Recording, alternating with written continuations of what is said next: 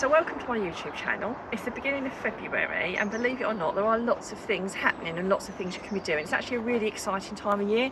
February was when we actually got our allotment when my son was 3, so that must be 11 years ago. So that's really mad that we've had this allotment all this time, and before that we grew things at home. So I'm going to take you for a little tour around so you can see what's happening at the moment. If you've not already subscribed to my channel, if you could please do so, because you'll get lots of helpful hints and tips all throughout the year from my home garden, my allotment, and of course my home kitchen from time to time. So we'll start off up at the top like we always do. One day I'll start off at the bottom and everyone will wonder what's happening.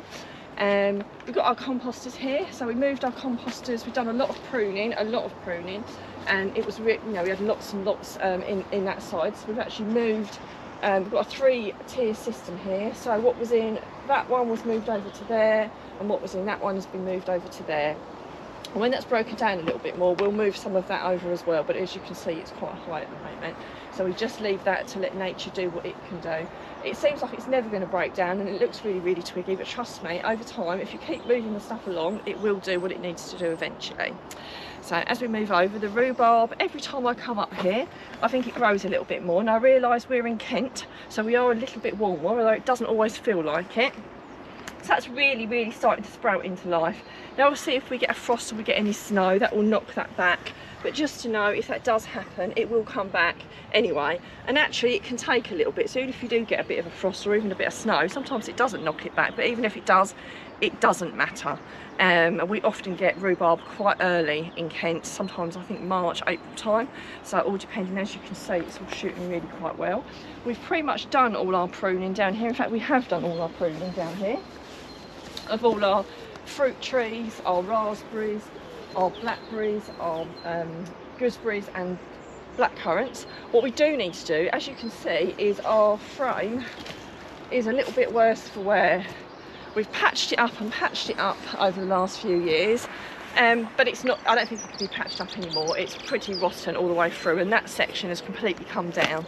So that's something that we've got to put some thought into. We're not entirely sure what we're going to do and how we're going to do the frame, but we're going to do it a little bit differently. So if you keep watching my videos, you'll see what we decide to do, and hopefully we'll be doing it quite soon. Even I don't always know exactly how I'm going to work something, so it does come down to cost a little bit and time as well. But we will be doing something with that soon. I have put the manure over, I think I said on one of my recent videos, last year we get a lot of weeds in this section, and we find that the grass area here grows into the main part of the allotment. So last year we put paper and cardboard down and then covered it with manure, and it worked like really well. So we decided to do that in and around just the berries, because that's the bit that seems to suffer the most, because obviously it grows through.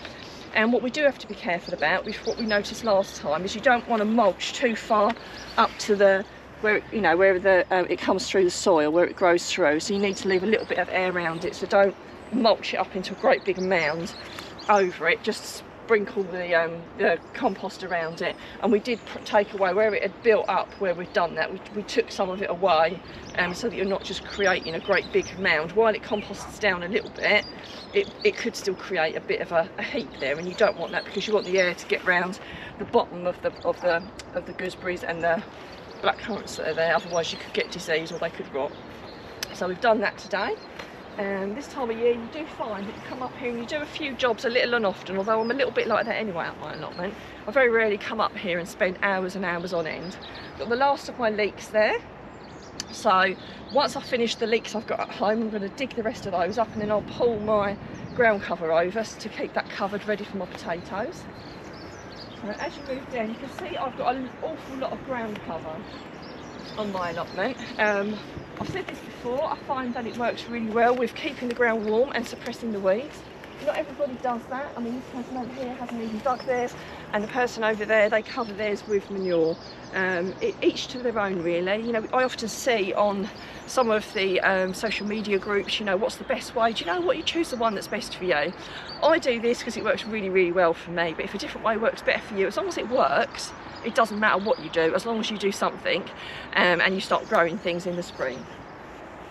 You know, over the coming months you can see, compare mine to other people's, and you know, maybe decide for yourself what you would like to do. You could even do half and half if you wanted to. I know Montadon is a great believer in doing half and half to test out what's best. So these are my overwintering onions and my overwintering garlics. They often look a little bit tired this time of year. You often think, why have I planted them? Are they going to do anything? They're looking really quite tatty and shabby. Is there something wrong with them? Well, you just have to bear with. And my garlics the last few years have been absolutely brilliant. My overwintering onions weren't that great last year, but we'll just have to see. Only time will tell. But I genuinely get very, very good garlic when I put it in October of the following, like last October I put this in. So I've got no reason to think that it'll be any different. And if I'm honest, I actually think some of the, don't look too bad. The stems are starting to get a bit bigger on them, so I think that's a pretty good sign, really. You know, what else is going to be in the ground this time of year is kind of the way I look at it. So as we move up, unfortunately the snow that we had and the really, really cold temperatures completely ruined my chard, and I think it's pretty much had it, so I will probably just be digging this up. I did give it a little bit of time, but if I'm honest, we're getting into February now. We're going to start sowing more seeds. Rather than trying to bring this one back to life, I might as well get some more in the propagator and get some more things sown, really, rather than trying to resurrect something that I think has well and truly had it. You know, even the most seasoned gardeners lost things in the snow and the frost that we recently had. So don't beat yourself up too much if you're doing anything, I think. I think, and I don't want to speak too soon, my Brussels are actually starting to fill out a little bit. I could lift the net up a little bit to take a look. So yeah, they looked really, really terrible, and I never thought they were going to fill out, and I was really tempted to pull them up, and every time I did a, shall I pull them up, shan't I pull them up? But actually, every time I come up here, they're getting a little bit bigger and they're not blowing. You know, they're not starting to blow out, so I'm going to leave them. You know, my purple sprouting often doesn't do what it needs to do until it starts to warm up.